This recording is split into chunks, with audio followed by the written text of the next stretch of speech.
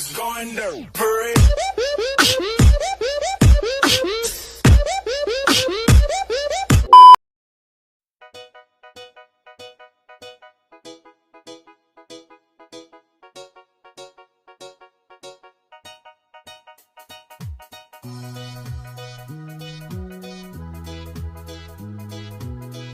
Shalom, nama saya Desi Wulandari Syahaan, NIM 21008. Di video kali ini saya akan mengimplementasikan materi tentang dasar-dasar pendidikan sebagai akhir tugas untuk perkuliahan satu semester ini dengan dosen pengampu saya yaitu Ibu Grace L.A. Sihombi.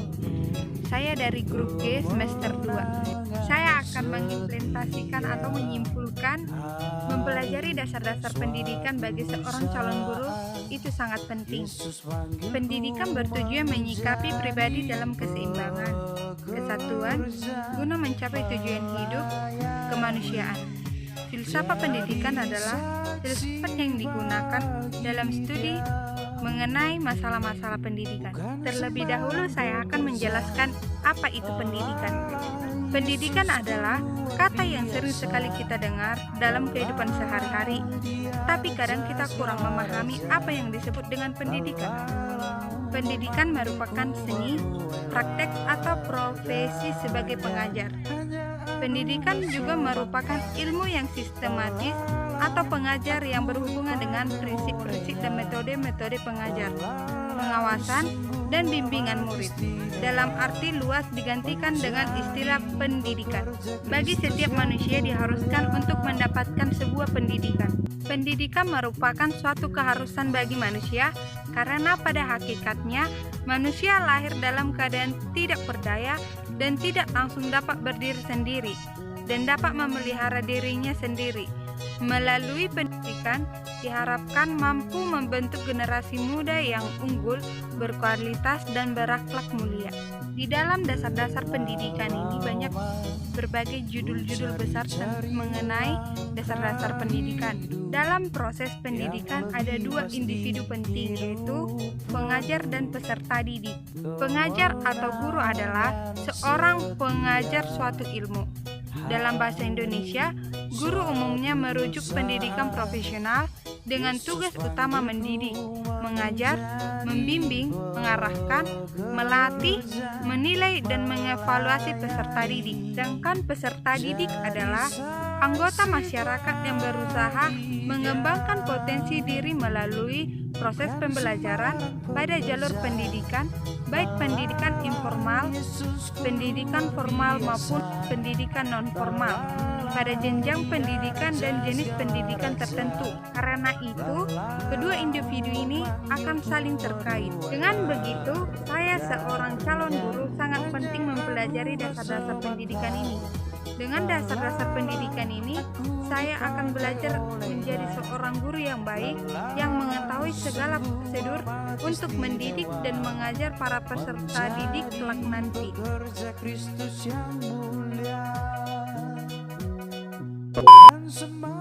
Selanjutnya, tujuan belajar.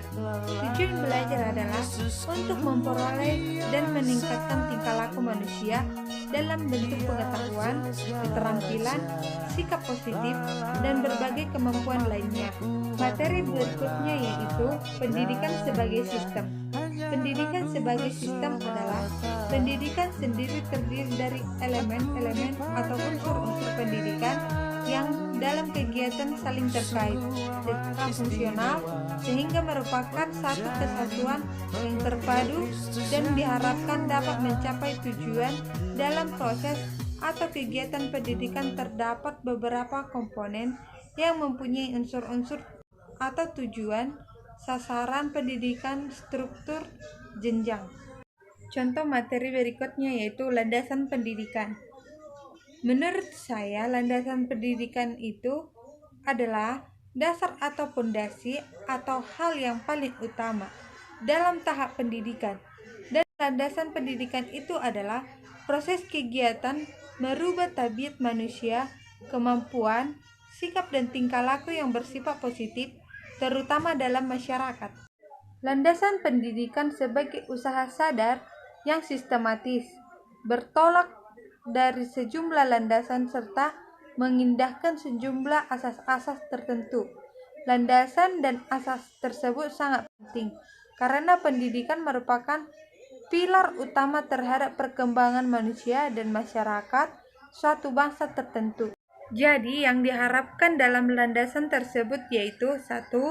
Membentuk manusia Pancasila, manusia yang memiliki pembangunan kualitas tinggi dan mampu mandiri. Dan yang kedua, memberikan dukungan masyarakat, bangsa, dan negara. Materi berikutnya yaitu inovasi pendidikan. Inovasi pendidikan adalah inovasi dalam bidang pendidikan atau inovasi untuk mencegah masalah pendidikan. Menurut Santoso menyatakan bahwa inovasi pendidikan sebagai suatu perubahan yang baru dan secara kuantitatif berbeda dari hal atau yang ada sebelumnya dan sengaja diusahakan untuk meningkatkan kemampuan guna mencapai tujuan tertentu. Inovasi pendidikan di Indonesia.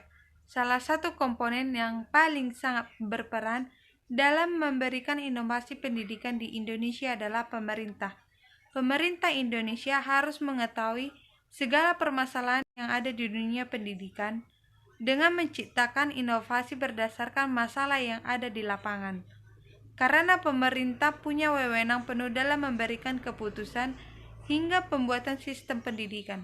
Tetapi inovasi pendidikan dalam masa ini ada pro dan kontra inovasi pendidikan, yaitu pembelajaran daring dinilai kurang efektif dan efisien. Dan yang berikutnya, ketidakmerataan akses di berbagai daerah yang mana seringkali membuat siswa dan mahasiswa di daerah tertentu kesulitan dalam mengakses jaringan. Kesulitan dalam mengakses jaringan ini sangat berpengaruh dalam pembelajaran daring terutama dikala dilaksanakannya kelas online. Sedangkan di bagian yang menguntungkannya yaitu peserta didik mendapat kesempatan untuk membangun skill penguasaan teknologi karena pembelajaran daring memerlukan penguasaan teknologi yang mencukupi. Peserta jauh dari kontak fisik. Materi berikutnya yaitu tujuan inovasi pendidikan. Tujuan inovasi pendidikan adalah meningkatkan efisiensi, relevansi, kualitas, dan efektivitas sarana serta jumlah peserta didik sebanyak-banyaknya dengan hasil pendidikan sebesar-besarnya atau menurut kriteria kebutuhan peserta didik, masyarakat, dan pembangunan dengan menggunakan sumber tenaga, uang, alat, dan waktu. Dengan materi yang telah saya jelaskan tadi, itu merupakan pondasi bagi seorang calon guru. Mengetahui terlebih dahulu apa itu dasar-dasar pendidikannya dan memastikan penjelasan dari materi-materi dasar-dasar pendidikan dilaksanakan dengan baik atau dengan prosedur yang tepat. Dengan demikian, seorang calon pendidik harus paham betul tentang ilmu pendidikan sebagai bekal dan dasar bagi calon pendidik tersebut untuk menyampaikan ilmunya yang telah didapatkan dari materi-materi atau penjelasan yang telah dia ketahui. Dengan demikian, bisa disimpulkan bahwa seorang calon guru harus terlebih dahulu mengerti apa itu pendidikan. Setelah itu, dapat mengajarkannya kepada peserta didik tersebut. Dengan bekal atau pondasi yang calon guru telah dapatkan, dia akan siap untuk mengajar peserta didiknya.